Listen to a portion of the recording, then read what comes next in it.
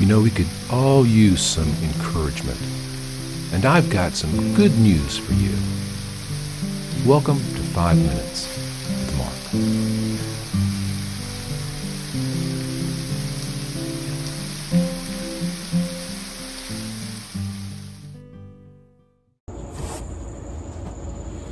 Greetings, friends. Welcome back to 5 Minutes with Mark.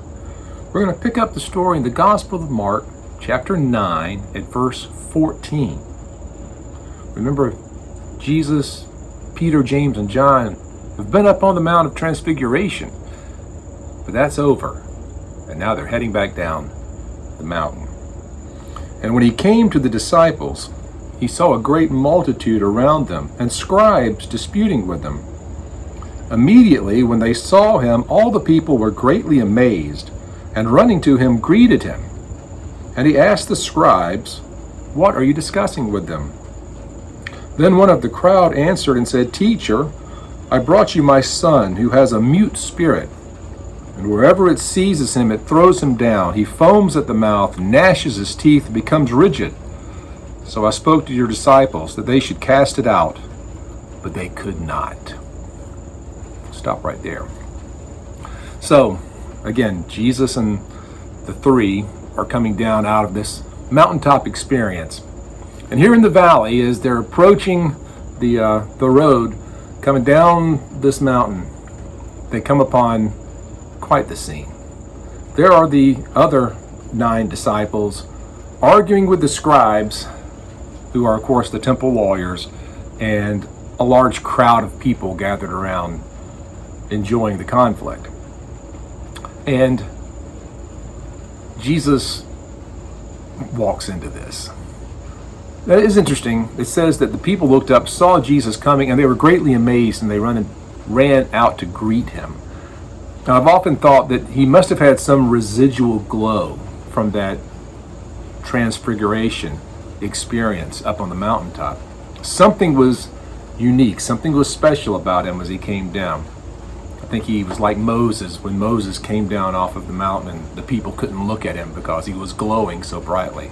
I think Jesus might have had a bit of that glow about him when he came down off of the mountain. Nevertheless, they get to the mountain bottom, they get to the valley, and here's this great conflict. Jesus asked the scribes, "What are you talking about?" The scribes never get a chance to answer because a man steps out. He goes, "Teacher, I brought my son. My son has this deaf, mute spirit. It seizes him at trying to kill him. It makes him gnash his teeth and become rigid. I brought him to your disciples and spoke to them, asked them to cast this demon out of him, but they couldn't do it."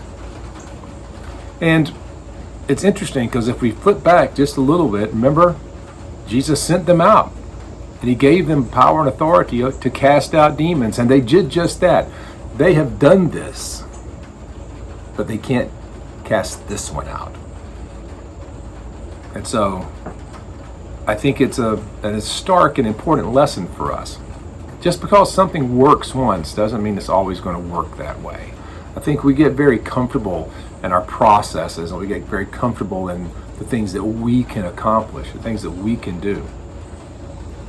Time to time, God's going to throw us a curveball. Something's going to come along that we can't handle, just like this. And what do? That's going to be the big question that the disciples are going to say, "Well, why can't we?" And Jesus is going to answer that. But I think it's really, really important for us to understand that in our own strength, in our own power, in our own talent, we can only go so far. That there are spiritual needs, there are spiritual things that require more from us than our giftings and our abilities.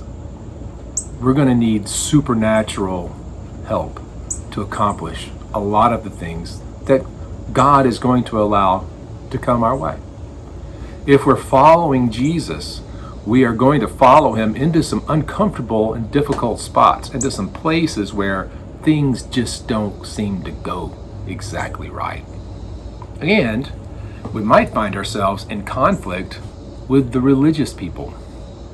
And of course, the religious people are us, my friends. So Don't get discouraged when that thing that you've been praying about, that thing that you've been trying to accomplish, that person that you're desperately trying to reach with the gospel, that neighbor that you just want to love into the kingdom. Don't give up. But understand that you can't do it. We can only do it with Jesus is with us. Of course, Jesus has arrived on the scene. He's going to have some answers, but he's going to say some pretty interesting things along the way. So, don't go anywhere. I'll see you tomorrow. We'll pick up the story from there. Till then, God bless. I hope you're enjoying this Bible study, this quick devotion. If you'd like more content, you'd like to know more about me and see more of the things that I'm doing, check out my website, theeclecticmonk.com. There you'll find out about my video vlog, my podcast, and a whole lot of other stuff. Hope you'll join me there. Thanks.